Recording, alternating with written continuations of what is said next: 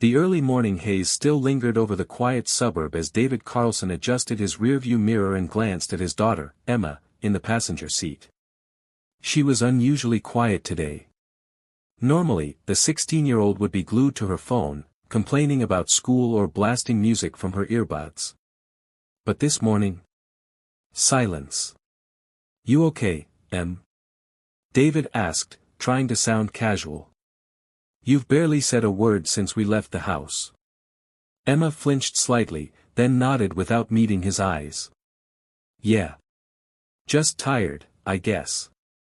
David frowned. He could feel something wasn't right. Emma hadn't been herself for weeks now, ever since spring break, when she'd gone on that short trip to her friend Layla's lake house. She'd returned pale, withdrawn, and skittish, especially around him. She jumped when he entered the room. Sometimes, she avoided eye contact entirely. He'd asked about it a dozen times, but her answer was always the same, "I'm fine." Now, she was insisting on seeing a doctor. She hadn't told him why, just that she was having weird symptoms. As her father and only parent, David didn't question it. Emma had always been a healthy kid. Maybe she was just under stress. He parked the car in front of the small, well-kept medical clinic. The sign above the door read, "Greenfield Family Health." It was a quiet, low-traffic place, the kind David preferred, less crowded, more personal. "You sure you want me to come in with you?" he asked as she unbuckled her seatbelt. Emma hesitated. Her fingers curled around the door handle, knuckles whitening. She didn't look at him. "Yeah," she said quietly. "I guess." Inside, the clinic smelled of antiseptic and faintly of lavender air freshener. The waiting room was nearly empty. A cheerful receptionist with honey blonde curls looked up as they entered. "Hi there. Emma Carlson?" she asked, her smile unwavering. Emma nodded and filled out the clipboard paperwork with trembling hands. David filled in the insurance section and sat beside her, watching her scribble answers. When she reached the box that said, "Reason for visit," she paused for a long moment, her pen hovering. Then she wrote something quickly and handed the clipboard back without a word. 15 minutes later, a nurse called Emma's name. "Would you like your father to come with you?" the nurse asked gently. Emma looked at David, then shook her head. "I'll be okay." David watched her walk down the hallway alone, something tightening in his chest. She looked so small, even though she was nearly grown. He rubbed his face, trying to shake the uneasy feeling. Emma sat on the exam table, eyes fixed on the floor. The nurse, a middle-aged woman named Lisa, checked her vitals and made small talk. Emma responded with nods or short words. Finally, the doctor entered. Dr. Maya Harrington was in her late 30s, calm and professional with kind eyes. She greeted Emma warmly and reviewed her chart. "Emma, I see you're having some abdominal pain and nausea." Emma nodded. "Any chance you could be pregnant?" Emma's head shot up. "No. No, I'm not." Dr. Harrington studied her for a moment. "Okay. Well, we'll run some tests just to be safe. I'll order an ultrasound to see what's going on." Emma swallowed hard, but nodded again. 20 minutes later, she was lying on the padded ultrasound table, clutching the thin paper sheet over her stomach. The technician spread cool gel on her abdomen and began moving the wand. Everything was quiet for a few moments. Then the technician froze. Her eyes widened slightly. She adjusted the angle and pressed down again. Dr. Harrington, who had been writing notes on the other side of the room, noticed the change in expression. She walked over and peered at the monitor. Her brow furrowed. "That can't be right," she murmured. Emma's heart pounded. "What is it?" The doctor didn't answer immediately. She stared at the screen, then glanced at Emma with an expression that made the girl's stomach drop. I need to call someone," Dr. Harrington said quietly. She stepped out of the room, pulling out her cell phone. Emma sat up on the table, the paper crinkling beneath her. What's going on? The technician didn't respond. Her face had gone pale. Back in the waiting room, David was flipping through a magazine when Dr. Harrington appeared. She wasn't smiling anymore. Mr. Carlson, can I speak with you? David stood up immediately, heart thudding. Is Emma okay? She's stable, but I need to show you something. In the exam room, Emma sat still as a statue. When her father entered with Dr. Harrington, she shrank back slightly, her eyes darting between them. Emma, the doctor said gently, your ultrasound revealed something unusual. I want to be honest with you both. David stepped forward. Unusual? Like what? Dar. Harrington took a deep breath and turned the screen toward them. This isn't a typical abdominal issue, she said. There's movement. Something foreign inside her abdomen. It's alive. David stared at the grainy black and white image. Something in it was moving, undulating slowly, almost rhythmically. He felt like the floor dropped from under him. What is that? He asked hoarsely. Dr. Harrington's voice was low. I don't know. But it's not human. David could not stop staring at the ultrasound image. The screen still showed it, whatever it was, coiled in Emma's abdomen like a shadow come to life. The thing inside her moved subtly, almost deliberately, and it chilled him to his core. Emma, curled up slightly on the exam table, was shaking. Is it a parasite? David asked, his voice barely above a whisper. Dr. Harrington shook her head slowly. Parasites don't show this level of size or coordination. They don't pulse like this. She looked at Emma carefully, her expression softening. Emma, have you traveled recently? Out of the country? Swum in a lake or river? Emma nodded, lips trembling. I went to Layla's cabin, over spring break. We went swimming in the lake behind the house. Dr. Harrington blinked. Where is this cabin? Upstate New York. Near Black Hollow Lake. Dr. Harrington's pen stopped midair. Black Hollow, she repeated slowly. You know it? David asked, a bad feeling clawing at his chest. The doctor didn't answer right away. She tapped her pen against her notepad, her mind clearly racing. Emma curled in on herself further. I didn't feel anything. I didn't get bit or anything. I just started getting cramps a few days after. Then the dream started. David turned to her sharply. What dreams? Emma's eyes welled with tears. They don't feel like dreams. They feel real. I see things. Dark water, lights moving under the surface. Something whispering. Calling my name. Telling me to come home. David's skin prickled. Home. What do you mean, home? Emma didn't answer. She stared at the floor, her hands balled into fists in her lap. Dr. Harrington stood and walked to the door. I need to make a phone call. There's a specialist I want to bring in. Please, don't leave. She left the room, shutting the door behind her. David turned to his daughter. Emma, talk to me. Please. She looked up at him, and for the first time in weeks, really looked at him. Her eyes shimmered with a strange, murky silver, gone the usual hazel warmth. I didn't want you to come today, she said quietly.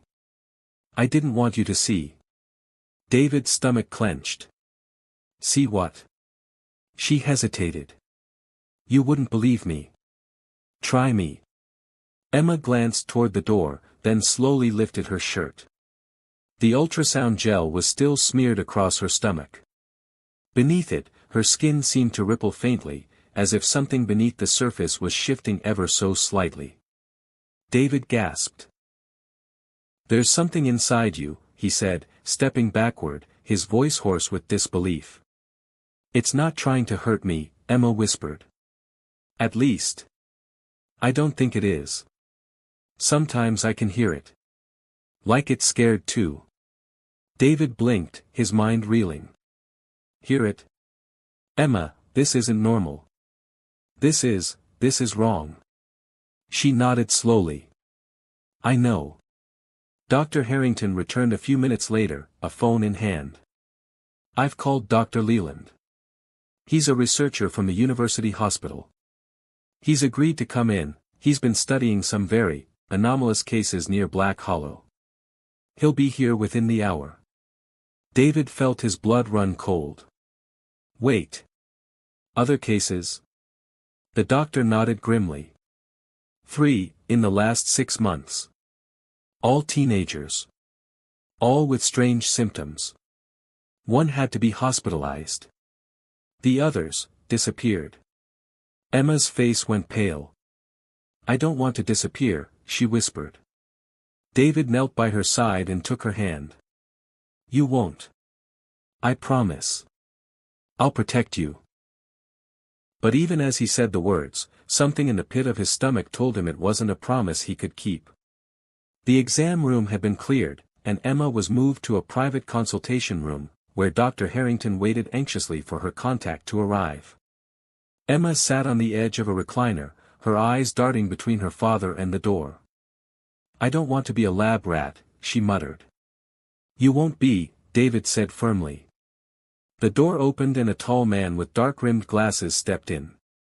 He was in his early 50s, with a thick binder under one arm and a calm, serious face. Dr. Leland, he introduced himself. I came as fast as I could. He shook hands with both David and Emma, then took a seat. I was told you were recently at Black Hollow Lake, he asked gently. Emma nodded. Dr. Leland flipped open his binder. You're not the first. There's been a string of strange medical cases connected to that lake. Each one starts with fatigue, then vivid dreams, then changes in the body. He slid a photo across the table. It showed a boy, maybe 17, pale and frightened, with a strange raised vein pattern along his side. His eyes looked distant. Not human. Emma gasped softly. Dr. Leland nodded. They all spoke of hearing whispers. Feeling drawn back to the lake. One girl was found walking into the water fully clothed at night, eyes wide open. David leaned forward. What is it? Dr. Leland hesitated. We don't know. We've taken samples. There are organisms. Not parasites, not viruses. Something different. Their genetic structure doesn't match anything on Earth. Emma stared at him. Are you saying it's alien? Dr. Leland's face darkened. I'm saying it's unidentified. And it's using human hosts. The room fell silent. Then Emma spoke again. Her voice sounded different, distant. They're watching us. Dr. Leland blinked. What? Emma's eyes glazed over. They know you're here. They're waking up. David grabbed her shoulders. Emma. But she just smiled. An eerie, empty smile. And then, under her skin, the thing inside her moved again. Emma's eyes rolled back. David grabbed her shoulders, shaking gently. Emma, stay with me. Dr. Leland lunged for his bag, pulling out a flashlight and a small vial. Keep her still. Emma's body jerked once, then fell limp. Her chest rose and fell rapidly. Beads of sweat formed on her brow. Then, without warning, her stomach arched upward, tight, like something inside was trying to push its way through. Jesus, David whispered. Leland flipped the flashlight on and shone it across her eyes. Her pupils are dilated. She's still conscious, just somewhere else. Then Emma spoke. But it wasn't her voice. It came out deep, guttural, distorted, almost like it echoed from deep underwater. We did not choose her. She opened the door. Everyone in the room froze. David's heart thundered in his chest. What the hell was that? Dr. Leland turned pale.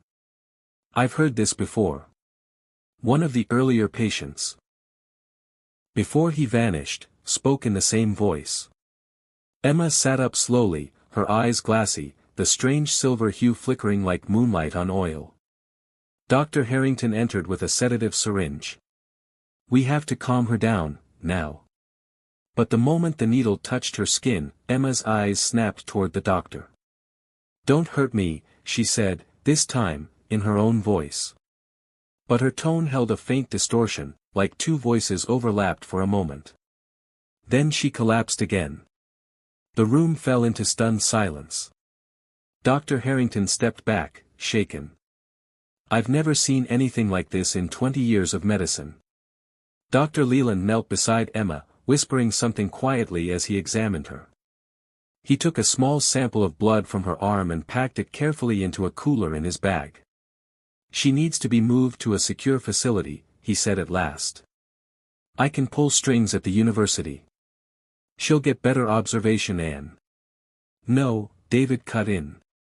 She's not going anywhere without me. She's not safe here, Leland replied. She's not safe anywhere. David shouted. Emma stirred again, groaning. David knelt by her side. Emma, I'm here. She blinked. The silver in her eyes had dimmed. Dad, she whispered. I'm here, baby. Tears streamed down her cheeks. It's inside me. It's scared. It doesn't know what it is. It's looking for something. Dr. Leland leaned closer. Looking for what? She looked straight at him. The others. Emma had been stabilized and moved to an isolated room in the clinic. The staff cleared the area. No other patients were admitted that day. Dr. Harrington and Dr. Leland agreed to monitor her overnight. David sat beside her hospital bed, his hands wrapped tightly around a styrofoam coffee cup. He hadn't touched the coffee inside. His thoughts spun in endless circles. She looked like his daughter. But there was something else, some presence that lingered behind her eyes. What did she mean by, the others? Dr. Leland entered quietly. She's resting. I gave her a low-dose neurosuppressant. It might help the two, consciousness is separate, at least for now. David rubbed his temples. Do you even know what's inside her? Leland sat across from him. Not exactly. But the samples from the lake, biological structures that shouldn't exist, suggest a symbiotic entity. Not just a parasite. It bonds, communicates. David's voice cracked. Is it killing her? Leland shook his head. Not yet. But it's changing her. Cellular patterns are shifting. Some of her blood cells now contain bioluminescent particles. David looked up. What happens if it finishes, changing her? That's what worries me. I don't think it's finished growing. And once it does, she might not be Emma anymore. Emma's breathing was slow, but steady. The room was dimly lit, and the heart monitor beeped rhythmically. Then, silence. The monitor flatlined for 2 full seconds, then resumed. Her fingers twitched. Her skin glowed faintly in the darkness, just beneath the surface, lines forming a webbed pattern across her arms and neck. It faded quickly, gone before the nurse returned to check on her. But Emma had opened her eyes. And she was no longer alone in her head. The water rippled under a starless sky. Something beneath the surface stirred. From the dense forest surrounding the lake, an old man emerged, his clothes tattered, his eyes blank and glowing faintly silver. He waded into the water without hesitation. As he disappeared beneath the surface, more figures stepped out from the shadows, drawn by a pull they didn't understand. They had heard the call. Dr. Leland sat in the clinic's research office, reviewing Emma's blood samples under a microscope. He stopped, staring at the screen. He zoomed in. The cells were dividing, but not randomly. They were forming patterns. Spirals. Grids. Something intelligent. He grabbed his voice recorder. Sample 7B shows rapid morphogenesis consistent with an unknown intelligence. I believe the organism is learning, possibly communicating through the host's neural pathways. Further testing required. Then something in the sample twitched. Not metaphorically. The blood moved on its own, like it was aware. Leland jerked back, knocking the microscope off the desk. Jesus Christ. She stood beneath dark water, her hair floating around her like seaweed. The lake stretched endlessly in all directions, and yet, she could see clearly. Shapes moved in the murk around her, pale silhouettes with glowing eyes. She wasn't scared. She knew them. They whispered. You are the key. He must remember. We are awakening. Emma turned, and saw her father standing on the surface above, reaching for her. She wanted to speak. But something held her back. Something else. Something watching. David woke with a jolt in the dark clinic room, his neck stiff from sleeping in the chair. His eyes darted to the hospital bed. Empty. Emma, he called, panic rising in his throat. The heart monitor beside the bed beeped steadily, the sensors dangling uselessly from the sheets. He stood up fast enough to knock over his cold coffee. The door was ajar. He rushed into the hallway. Emma, he shouted again, louder this time. His voice echoed down the corridor. No answer. Dr. Harrington appeared at the far end of the hall, alarmed. She's not in her room. She's gone. David barked. Where the hell were you people? Before Harrington could respond, Dr. Leland came running in, phone in hand. Security camera shows her walking out the back door 10 minutes ago. Alone. No shoes. David's face went pale. We have to find her. Wait, Leland said. She's not fleeing. She's going somewhere. This fits the pattern. Every case that's gone missing, they weren't abducted. They were called. Called where? Leland hesitated. Back to Black Hollow. Emma walked slowly through the damp forest under moonlight, her bare feet silent against the moss-covered path. Her skin glowed faintly in patches, pale bioluminescence pulsing like a soft heartbeat beneath her skin. Her eyes didn't blink. She wasn't alone. Around her, through the trees, pale figures moved with her. Some crawled, some walked. All of them were like her, half human, half something else. They reached the lake's edge. The water shimmered unnaturally under the moonless sky. Emma stepped forward. The others followed, forming a loose circle. The wind held its breath. She looked down at the water. Her reflection looked back, silver-eyed, her veins glowing faintly like circuits. The voice returned, no longer distant. It was inside her now. You are the bridge. You are the vessel. He must remember. Emma closed her eyes and let herself fall forward into the lake. The water closed over her head silently. And she remembered. He was younger. Standing at Black Hollow Lake. His wife, Melissa, beside him, holding his hand tightly. She was pregnant. David remembered that day. They had gone to the lake for a weekend camping trip. Melissa had been 6 months along. They had laughed, shared marshmallows, skipped stones. But there was one part he had buried, erased, until now. She had gone into the lake at night. Sleepwalking, he had thought at the time. He'd found her standing knee-deep in the water, whispering to it. I can feel it growing, she had said to the dark surface. It's inside her. What's inside her? David had asked. Melissa had looked at him, and for a moment, her eyes had shimmered silver. The seed. David staggered back, horrified by the memory suddenly unearthing itself in full clarity. He had forgotten, or maybe something made him forget. Melissa never spoke of it again. And when Emma was born, she seemed healthy. Melissa had died a few years later. An unexplained illness. Now he understood. It hadn't started with Emma. It had started before. David leaned against the wall, trembling. "I remember," he whispered. Dr. Leland looked up from his phone. "What?" David turned to him, eyes wide. "This isn't Emma's fault. It didn't begin with her. It was passed on." "You mean, from Melissa?" David nodded. "She was pregnant when she walked into the lake. She said something was inside the baby. I thought she was delirious. But now, God help me, I think she was telling the truth."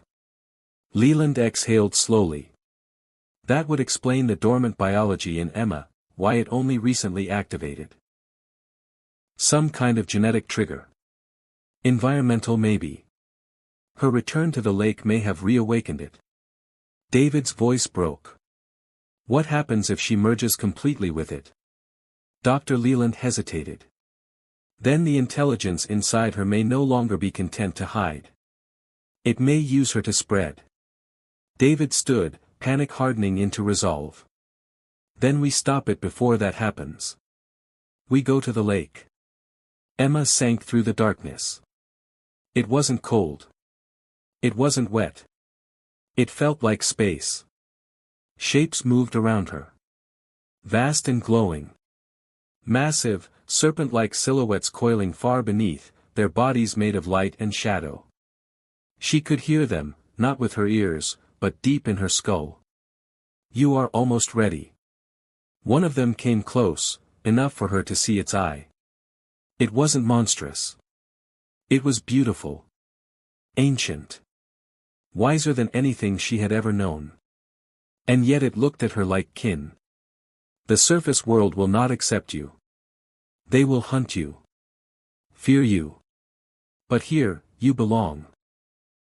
Emma reached out toward the creature. Her hand shimmered with silver light. "Let go." They parked near the abandoned trailhead, flashlights cutting through the dark. The lake lay ahead, still and silent, its surface black as oil.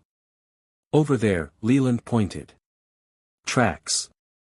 Bare footprints led through the mud to the water. Then, movement. "Emma!" David shouted. A glowing figure emerged from the water, slow and dreamlike. Emma, dripping, eyes glowing softly. David ran to her, arms wide. She stopped 10 feet away. "Dad," she said quietly. Her voice was hers, but barely. He froze. "Emma, come home." "I am home," she whispered. Behind her, other glowing figures rose from the lake, silent and watchful. David's hands trembled. "Please, you don't have to listen to them. You're still my daughter." She looked at him, and something in her expression faltered, human warmth flickering beneath the alien surface. Then she fell to her knees, clutching her chest. "No. I don't want to hurt anyone," she cried out. "Help me, please." Dr. Leland grabbed a small injector from his bag. This might suppress the connection, temporarily. He ran forward, jabbing the device into her arm. Emma screamed, light bursting from her skin, and then collapsed, unconscious. The lake fell silent again. The others retreated back into the water. David caught her in his arms, sobbing. David cradled Emma's limp body in his arms, her skin still faintly glowing beneath the surface. The pulse of the light had slowed, dimmed, whatever was inside her, it had been pushed back for now. Behind them, the surface of Black Hollow Lake was once again calm, but David could feel it watching. Dr. Leland stood nearby, his eyes scanning the shoreline. "They're gone for now. But they'll come back." David didn't look up. "Where do we take her?" "We can't go back to the clinic. It's not safe anymore. We need somewhere remote. Off-grid." David nodded slowly, then whispered, "I know a place." An hour later, David's old hunting cabin sat quietly at the edge of a forest clearing, miles from town. He hadn't been there in years. The windows were dusty, and the smell of old cedar and mildew clung to every surface. But it was private. Isolated. Safe, for now. He laid Emma gently on the old sofa and covered her with a wool blanket. Her breathing was shallow but even. The silver tint in her veins had faded to a faint shimmer. "She's stable," Leland said, checking her vitals with a small handheld scanner. "Whatever you did at the lake, it bought us time." David sat nearby, running a hand over his face. "This thing, it's growing inside her. What happens when the suppressant wears off?" Leland looked grim. "It'll resume the merge. Every time it connects, she'll lose a little more of herself." David clenched his fists. "Then we stop it." "I don't know if it can be stopped," Leland admitted. "Not without destroying the host." David's eyes flared. "Then find another way." They sat in silence. Then, suddenly, Emma stirred. Her eyes fluttered open. "Where?" "You're safe," David said quickly, rushing to her side. "We're far from the lake." She tried to sit up but winced. "I feel empty." "That's the suppressant. It's keeping it quiet." Emma looked down at her hands. "It's still there. I can feel it. Dreaming. Like it's waiting." Dr. Leland crouched beside her. "Emma, can you tell us what it wants?" She hesitated. "Not just me. It wants us. Humanity. It says we're incomplete. That we've lost something ancient. It remembers when the world was still dark, still wild. It says it used to live with us." David blinked.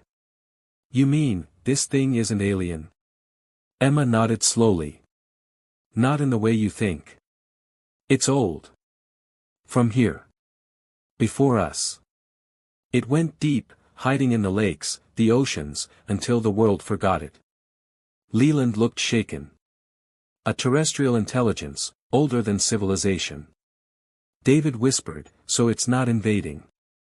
It's returning." Emma looked up at him, her eyes full of conflict. "And it's choosing me as its voice." The wind howled against the cabin walls. David sat by the fireplace, unable to sleep. Dr. Leland was reviewing data by lantern light. Emma rested on the sofa, whispering in her sleep. Then she screamed. David rushed over. Emma sat bolt upright, her eyes wild. "It's coming. It's not alone." Leland was on his feet. "What did you see?" Emma's hands trembled. "The others. The ones from the lake. They're moving. Spreading out. Looking for more hosts." David's blood went cold. "You said the merge takes time, how fast are they?" Emma looked at him with tears in her eyes. "They're awakening faster than me.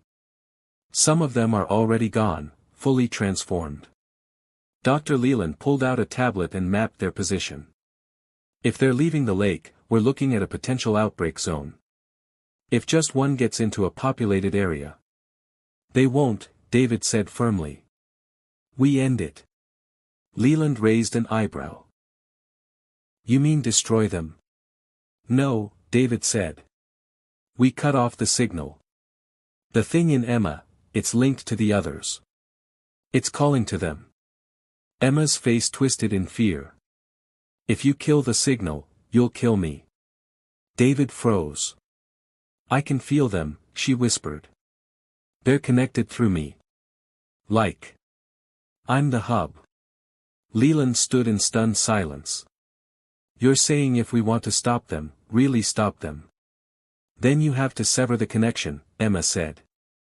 "And I don't think I'll survive that." David looked at his daughter, her trembling form, her quiet strength. The flicker of something ancient and powerful inside her. "I'm not letting you die," he said quietly. Then you might have to let the world burn, Emma replied. Later that night, while the others slept, Emma stood outside beneath the stars. The wind carried distant whispers. She closed her eyes and reached out.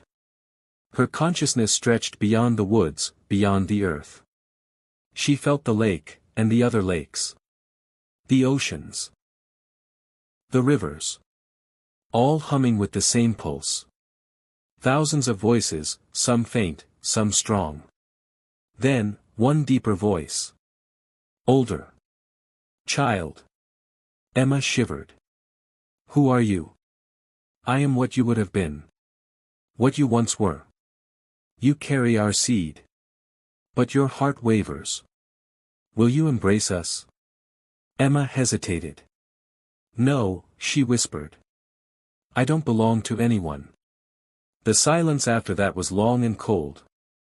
Then the voice spoke again. Then we will take you by force. The morning came slowly, as if the sun hesitated to rise. David was already awake, seated on the porch with a shotgun across his knees.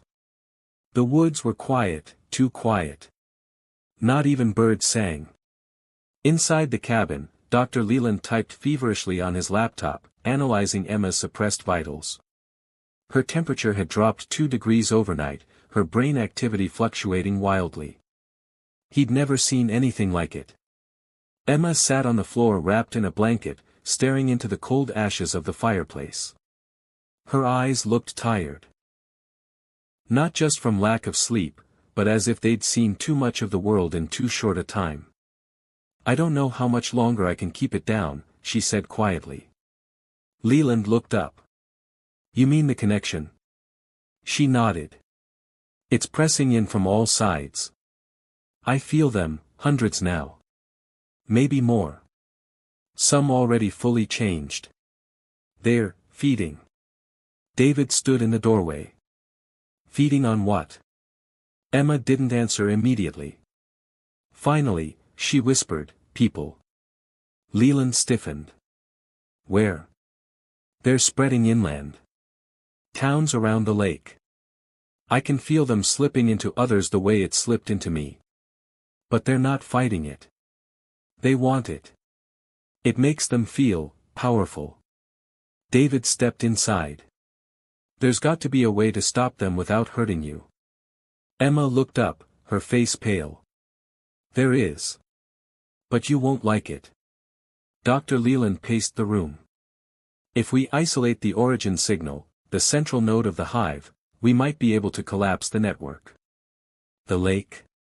David asked. Not just the lake, Emma said. Beneath it. There's something ancient under the water. Buried, dormant, until we disturbed it. David frowned. The thing inside you? No, she said. Worse. The one that made it. Leland rubbed his temples. So this whole hive is just echoes of something larger. Emma nodded. And I'm the only one who can guide you to it. David sat down, dread twisting in his stomach. And if we destroy it? Emma looked away. Then the signal breaks. The others lose the connection. But so do I. You mean? I die, she said bluntly. I'm tied to it now. I'm part of the signal. No, David stood, shaking his head. No, I'm not letting that happen. Emma's voice was calm. Then you're letting them win. They returned to the lake under moonlight. This time, they came prepared. David carried rope, flares, a diving suit. Leland brought sensors, explosives, and a waterproof data transmitter. Emma walked ahead of them, barefoot, her movements smooth and slow. Almost unnatural. At the shore, she stopped. It's down there, she said softly, pointing to a jagged cliffside that jutted into the water. There's an old sinkhole beneath the lake bed. A cave. David stared at the still water. You expect me to dive down there? Emma turned to him, eyes shimmering silver. No. I'm going. Absolutely not, David snapped. You can't reach it, she said. The current will kill you. But I can go with it. It listens to me. Leland adjusted the gear. If we can plant this charge deep enough, the collapse should trigger a chain reaction and sever the field. Assuming it doesn't just kill everything within a mile radius, David muttered. Emma took the detonator in her hand. It looked small. Insignificant. Like her. David looked into her eyes. Please don't do this. Emma touched his hand gently. You always protected me. Now let me protect you. And before either man could stop her, she stepped into the lake, and vanished beneath the surface. The news called it a minor earthquake. No casualties. The lake was sealed off by government contractors under the guise of geological instability. But David knew the truth. Leland disappeared after the report. Gone without a trace. David returned to the cabin, alone. Every night, he stared into the sky and wondered. Then, one morning, he heard something at the lake. A ripple. And a faint voice, almost lost in the wind. Dad. It was like descending through liquid night. The deeper Emma swam, the warmer it became, not colder. The water pulsed around her like a living thing, guiding her downward. Her body glowed faintly, illuminating carved stone walls far below the surface. Then she saw it. The source. It wasn't a creature. It was a structure, an enormous, ancient chamber, buried in the rock. Covered in glowing sigils and vines that pulsed like veins. At its center, a massive orb, suspended in water like a heart. It beat slowly, rhythmically, with the same pulse she'd felt inside her all along. The true core. The original. She swam toward it, holding the detonator tightly. You don't have to do this, the voice inside her said. You are one of us. We can make them understand. No, she whispered into the water. You had your time. Then we will take the world from you again. Emma pressed the device to the orb. It pulsed brighter. Louder. She hesitated. Tears welled in her eyes. And then she pushed the button. The water erupted. A column of light and energy blasted into the sky. The trees bent. The ground shook. Leland and David were thrown backward. And then, silence. The water settled. The light faded. The lake was still. David ran to the edge, scanning the surface. Emma. No answer. He dove in, screaming her name, swimming frantically toward the center, but she was gone. The news called it a minor earthquake. No casualties. The lake was sealed off by government contractors under the guise of geological instability. But David knew the truth. Leland disappeared after the report. Gone without a trace. David returned to the cabin, alone. Every night, he stared into the sky and wondered. Then, one morning, he heard something at the lake. A ripple. And a faint voice, almost lost in the wind. Dad. David stood at the edge of Black Hollow Lake, his boots sunken into the wet soil. The sun hovered low behind gray clouds, casting the water in a dull, metallic sheen. He hadn't spoken in days. Since the blast. Since the light. Since Emma went under and never came back. But now, he had heard it. A voice. Faint. Dad. It had been carried by the mist, soft like a memory. But it was real. He knew it. Felt it in his bones. She was still out there. Somewhere. David returned to the cabin and tore open the old footlocker he hadn't touched in years. Inside were photographs, an old radio scanner, and a marine sonar unit he'd once used on deep fishing trips. He hadn't brought any of this with them that night. He hadn't expected to ever use it again. But now, he would. He set up the sonar system near the lake's edge, connecting it to his laptop. The feed blinked to life, and he initiated a slow sweep of the water. 4 hours, nothing. Then, a blip. Depth, 42 meters. Moving. Not a fish. Too large. Too deliberate. David's hands trembled. Emma floated. Not in water. Not in air. Somewhere else. Time didn't pass here. There was no gravity. No pain. Only sensation. A hum, familiar and foreign all at once. Around her, fragments of thought hovered like stars. Memories. Feelings. Images of her father, of the clinic, of the creature inside her. You did not destroy us, the voice whispered. You joined us. She opened her eyes. Above her, the core still pulsed, but it was cracked now, leaking tendrils of energy like ink in water. You are part of the signal now, it said. You hold the key. Emma felt warmth spread through her chest. But not like before. This was not control. This was understanding. I'm not yours, she whispered. Then make your choice. Become bridge or breaker.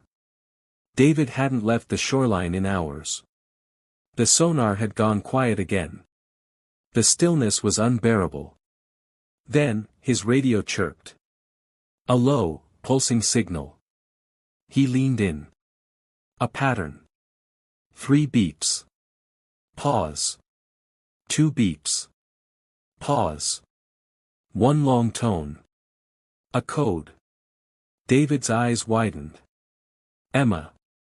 He grabbed his flashlight and rushed to the far dock. The wind had picked up, and the water lapped against the boards. Then, ripples. Right below him. He aimed the light downward. Something shimmered in the dark. Something rising. Emma broke the surface slowly, as if the water itself pushed her upward. Her eyes opened. She gasped. Air filled her lungs for the first time in what felt like eternity. She coughed, sputtered, then swam clumsily to the dock where her father waited. David dropped to his knees and reached out. Emma. She grabbed his arm and collapsed into his embrace, trembling and weak. You're alive, he breathed. My God, you're alive. I thought I was gone, she whispered. He held her tightly. What happened? She looked at him, her silver-tinged eyes now softer, dimmer. I saw it all. The history. The connection. The truth. And... She trembled. They weren't trying to destroy us. They were trying to return. They wanted to bring us back to what we were. But they lost the way. David frowned. What do you mean? They forgot balance, she said. They became only one thing. One mind. One will. That's what corrupted them. That's why I had to break the signal, not just to stop them, but to reset them. He looked her over. But how are you here? How did you come back? I don't know, she admitted. Something held on to me. Some part of me stayed, separate. Or maybe you pulled me back. He squeezed her shoulder. Always. Dr. Leland returns. The next morning, a black SUV pulled up to the edge of the woods. Dr. Leland stepped out. He looked older. Worn. But when he saw Emma, standing barefoot in the clearing, his eyes widened in disbelief. You survived, he whispered. I did, she said. But I'm not the same. He approached slowly. What are you now? She tilted her head. Still human. But I can hear them. The fragments. The ones left behind. David stepped between them. She's not going anywhere. I'm not here to take her, Leland said. I came to ask if she'll help us. Emma blinked. Help you do what? Leland opened a folder. Inside were satellite photos, several lakes across the world glowing faintly with the same strange energy. It wasn't just Black Hollow, he said. It's global. Emma stared at the images. They're waking up. He nodded. And you're the only one who's been inside the signal and come back whole. She looked at her father. He didn't speak, but his hand tightened around hers. Then she turned to Leland. Okay, she said. I'll help. The next phase. Later that evening, Emma stood at the lake's edge once more. The wind blew softly across the water. Beneath her skin, the glow had returned, but it no longer pulsed out of control. It moved with her. A harmony, not a struggle. She turned back toward the forest, where her father waited with bags packed, and Dr. Leland stood beside a satellite phone. The world was changing. And she was at the center of it. Not a monster. Not a victim. A bridge. The message came 2 weeks later. Encrypted, urgent, and terrifyingly simple. Resonance spike detected. Tunguska region. Gold spectrum. Estimated core depth, 3 kilometers. David read it aloud. Emma listened, silent, fingers clenched around the edge of her chair. Dr. Leland looked up from the monitors. This is different from the last two. How? David asked. It's not just another node. This is something new. A different frequency. A golden one. Stronger. Older. Emma spoke at last. It's not part of the original signal. Leland turned. Then what is it? She looked him in the eyes. A counterforce. Maybe even a rival. The origin rift. The Tunguska event had always been cloaked in mystery. In 1908, something had exploded in the Siberian sky with the force of a nuclear bomb, flattening 2,000 square kilometers of forest. No crater. No debris. Just energy. And now, over a century later, it pulsed again, this time, with golden light. As their plane descended into a snowstorm near the impact zone, Emma began to shake. She clutched her chest, gasping. It's pulling at me. David steadied her. Like the others? No, she choked. It hates me. The new core. In the center of the impact zone was a jagged pit, frozen over, but cracked through with glowing seams. The snow around it had melted in a perfect ring. From above, it looked like an eye. The team approached slowly, heavy winter gear shielding them from the bitter cold. Leland carried another psychic dampener, modified for high-resonance environments. Juno trailed behind with seismic sensors. They didn't get far. A figure emerged from the crater. Not human. Not fully. It walked upright, but its limbs bent wrong, and gold light bled from its joints and eye sockets. Its skin looked like cracked obsidian with molten threads pulsing underneath. Emma stepped forward. It's not part of the hive. The creature tilted its head toward her. Then it spoke. Not aloud, but directly into all their minds. She carries the seed of betrayal. David raised his weapon. Back off. She is not of you. Nor of us. She is the fracture. Emma's knees buckled. The gold light burned her skin from a distance. Dad, she gasped. It's older than the signal. Leland was stunned. Then what was the signal? The creature answered. A mutation. A failed offspring of the first wave. We are the origin. And we are cleansing the mistake. Juno backed away. It's a purifier. Emma gritted her teeth, forcing herself to stand. You're not cleansing. You're consuming. The entity's glow flared. You will be the first to burn. The standoff. David fired. The bullets dissolved midair, melted by the ambient heat of the creature's aura. Leland shouted, the dampener, now. Emma reached for the prism, but the energy in the air cracked it before she could activate it. Shards of crystal exploded from her grip. Juno screamed. Emma turned to David, eyes burning with panic. It's not like the others. It doesn't operate through resonance. It is resonance. It is the core. So we can't kill it, he asked. She locked eyes with him. Not with tech. Not with force. Then how? Emma stepped forward. And spoke a single word. Balaam. The creature recoiled. Its golden light flickered. David watched in awe. What did you say? Emma stepped closer. The ancient name. From the lake. From before the split. The creature hissed. A sound like metal screaming. Emma whispered again, you fell. And they rejected you. But I remember you. She opened her arms. The golden light surged toward her, but didn't burn. Instead, it wrapped around her like a current. The merge. Her body rose off the snow. Her veins split with light, both silver and gold. Leland staggered back.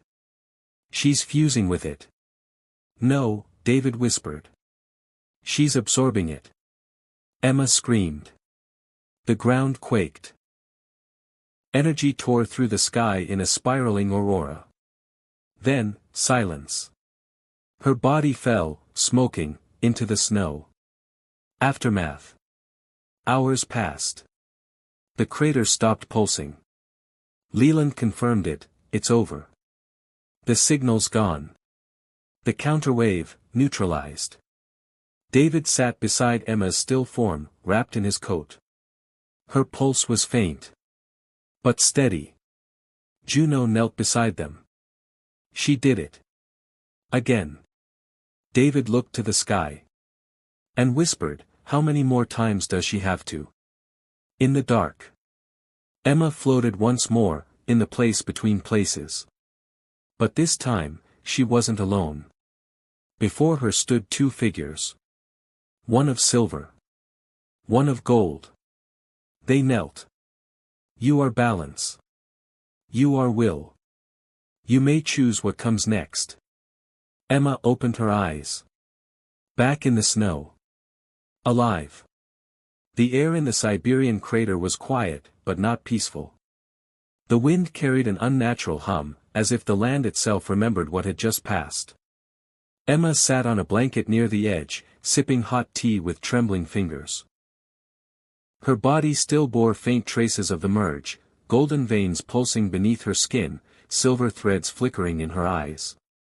Her heart beat in a rhythm that felt both hers and something else's. David sat beside her, silent. Protective. Watching her with that same worried look he'd worn since the clinic, since the ultrasound, since the truth began unraveling. They bowed to you, he said finally. The silver and gold. They called you balance. Emma stared into the crater, voice soft. They weren't gods. Just echoes. Broken parts of something older. Both thought they were right, but they were incomplete. They fought for control. And now they're gone. Gone. Leland asked, stepping forward with a clipboard full of readings. Emma nodded.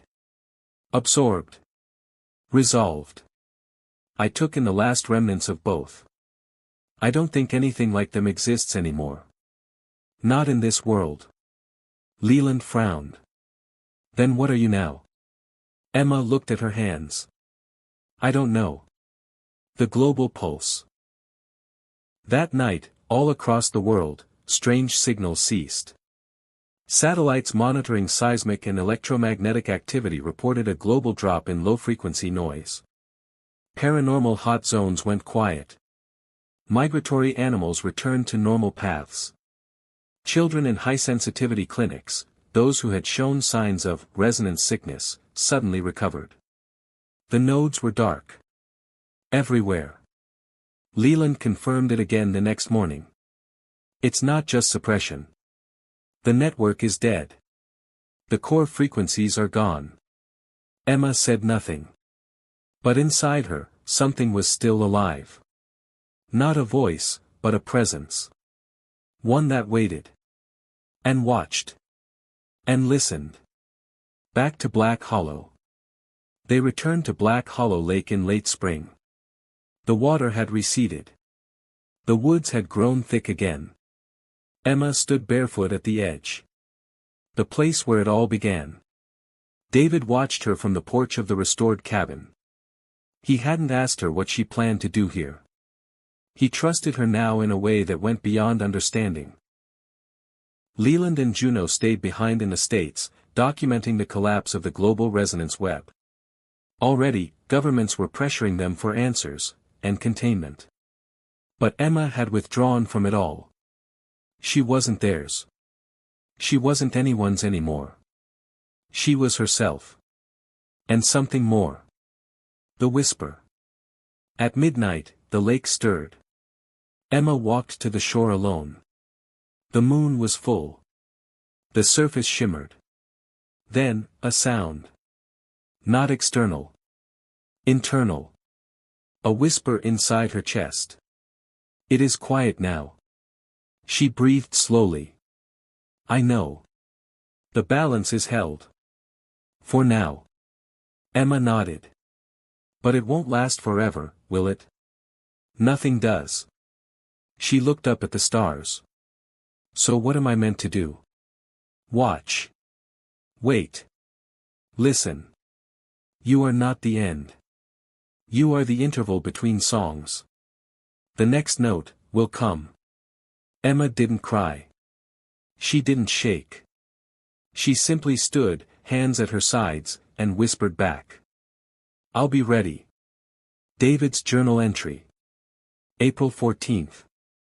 Emma's stronger than I've ever known anyone to be. I see it in her eyes now, not fear, not burden. Purpose. She walks like the earth speaks to her. She sleeps only a few hours a night, wakes before dawn. Always listening. Like she's waiting for something none of us can hear. The world doesn't know what she did for it. And maybe it shouldn't. But I know.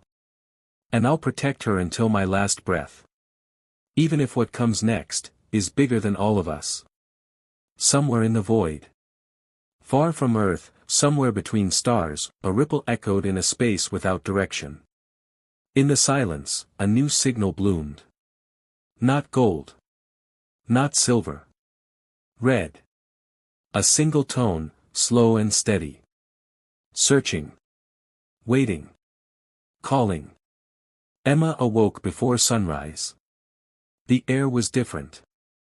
Not heavier, sharper. Like the edges of reality had thinned. She sat on the porch of the Black Hollow cabin wrapped in a blanket, her tea untouched beside her. For the first time in weeks, the balance inside her felt off. There was no silver glow. No golden whisper. But something else. Distant. Cold. Rising. David stepped out quietly and sat beside her. Another dream? She nodded. No images this time. Just a pulse. Like footsteps. Far away but getting closer. David said nothing. He didn't need to. The research alert.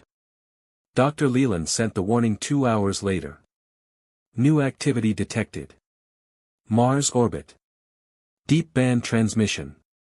Color code, red. Confirmed non-terrestrial.